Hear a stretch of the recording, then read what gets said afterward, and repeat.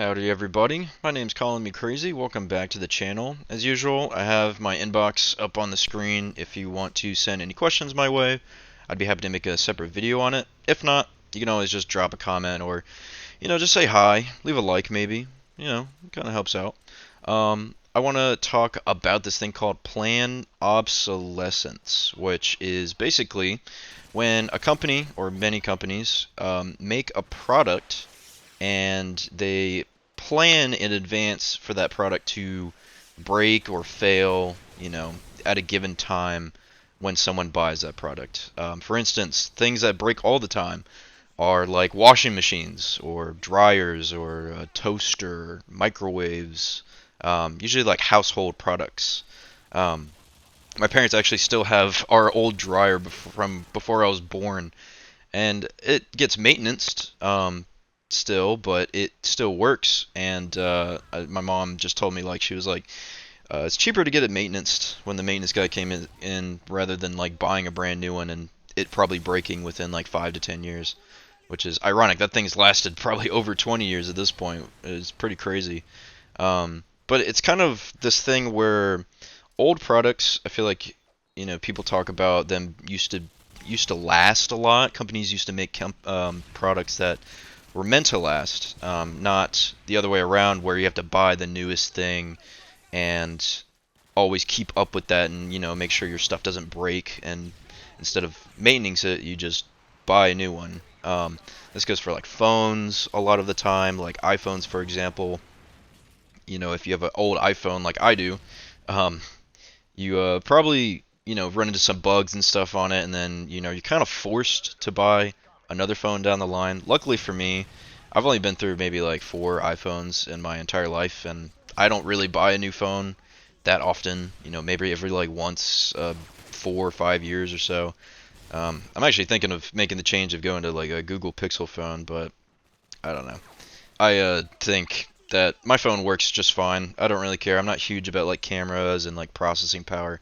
As long as it works, I can text people and call people and use apps on it. I'm fine with that. I don't really care that much. But um, the reason I'm talking about this video really is I watched a Casey Neistat video who seems to be going under the bus as of late, the last few years. I used to watch that guy a lot. If you don't know who that is, he is a New York YouTuber. He's pretty famous. He's been on like one of the YouTube rewinds where he's like K-pop, that guy. And he just does, a lot of like documentary stuff, like movies, videos. He's got really good editing skills, and I used to love the guy. I used to watch him a lot, and he's kind of the reason I wanted to go to New York so bad for a while.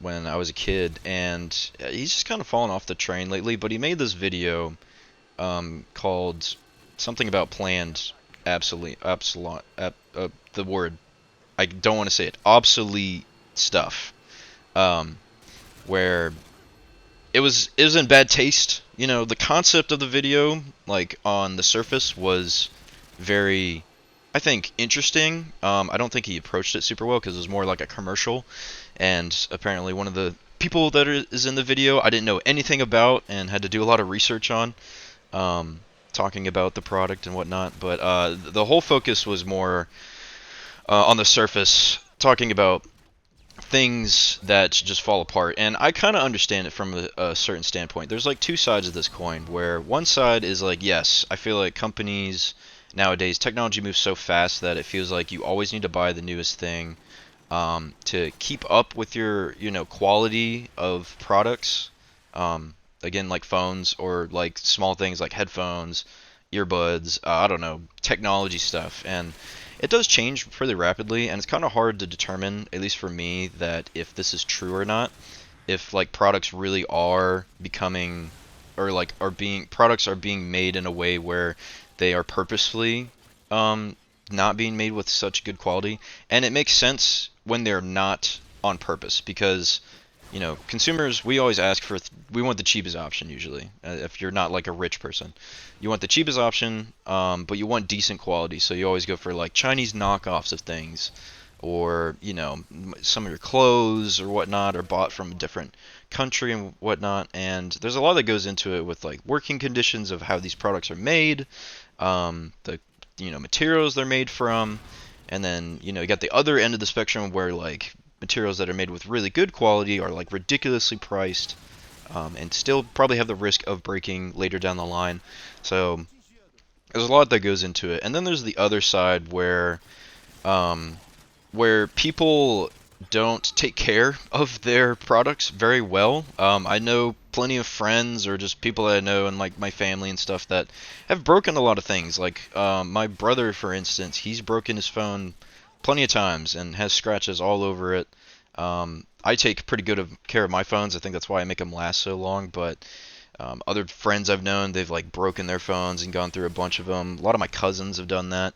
Some of my cousins have gone through cars, like literal cars. They've had multiple car wrecks where the car is not usable, and I'm like, well, it doesn't help that you wrecked the car. I mean, it could have lasted you 20 years, but you made it last 2. So it's a matter of how people treat their products. And now, I can understand if you are older, like in your 50s or something, and you have treated products the same as you always have, and you notice like, maybe they don't work as well as they used to or whatnot. I feel like I think about my dad when I think about this stuff when it comes to like new cars and stuff, where I don't know, he like tests them out, goes for a test drive or something, or like he's trying out a new phone or something like that, and he has like a rigorous way of seeing if it's a worthy product or not, and saying yes or no about it.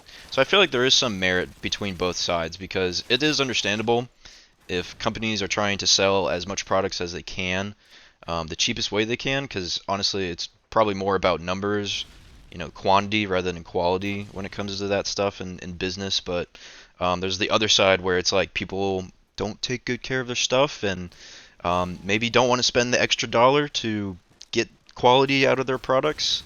I can understand that side really quite a lot as an individual myself, where I don't want to spend that type of money sometimes because I don't have it.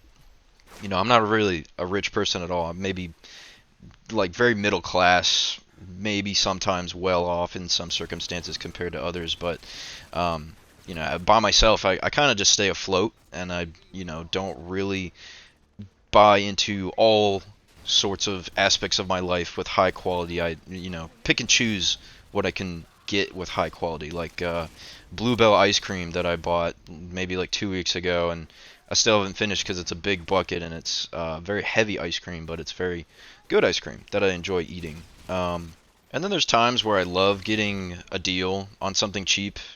I love deals. I don't really just spend money without thinking about it. I'm very, conscious of my spending.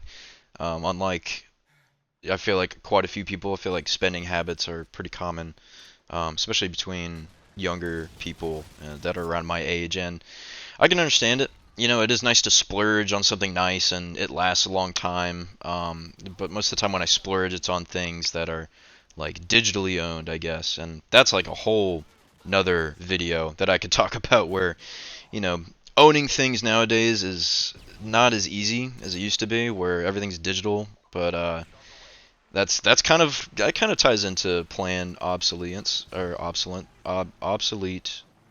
where you buy things digitally now, where the companies don't really make it physical, like physical copies of things, like video games, for example. Easy one to go about, and I think a lot of you guys understand this, where you don't really own the game anymore. And if it's like a service like COD, for instance, now is like streamed onto things online through internet connectivity. So if you don't have internet, you don't own the game. You can't play it. And eventually, down the line, you won't be able to play it because they'll shut down the servers at some point, and then you can never play it again. Even like private matches or anything like that, you can't even load the game. But yeah, let me know your thoughts down below on this topic. I think it's a very interesting one, and if you believe in it being real or not. And with that, I will end the video here. Hope you guys enjoyed, and I'll see you next time. Bye!